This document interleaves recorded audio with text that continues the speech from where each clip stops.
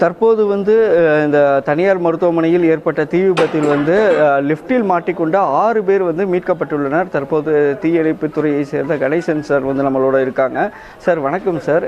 இப்போது இந்த தீ அணைப்பு இங்கே வந்து தீ பிடிச்சிருச்சு, எத்தனை மணிக்கு உங்களுக்கு கால் வந்துச்சு, நீங்கள் எத்தனை மணிக்கு வந்தீங்க, எந்த மாதிரியான?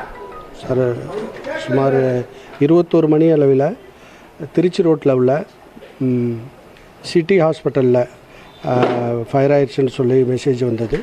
சம்பவ இடத்துக்கு வந்து பார்க்கும்போது ஃபஸ்ட் ஃப்ளோர்லேருந்து ஃபயர் எக்ஸ்டன் ஆகி 3rd ஃப்ளோர் வரைக்கும் ஸ்மோக்கு அப்படியே போயிட்டு இருந்தது. அதில் வந்து 32 பேர் வந்து நாங்கள் உயிரோடு காப்பாற்றிருக்கோம். ஐசியூவிலேருந்து 3வது மாடியிலேருந்து கீழே வரைக்கும் 32 பேரை உயிரோடு காப்பாற்றிருக்கோம்.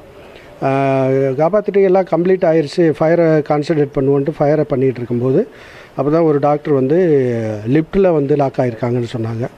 அப்போ லிஃப்ட்டை வந்து ஓப்பன் பண்ணும்போது முடியலை.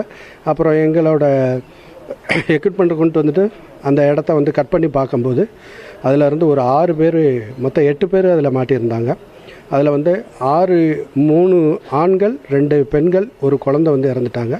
அந்த லிஃப்ட்டில் இருந்தும் 2 பேர் வந்து காப்பாற்றப்பட்டிருக்காங்க. மொத்தம் வந்து 32 பேர் வந்து உயிரோடு மீட்டிருக்கிறோம். இதுதான் முதல் தகவல் சார்.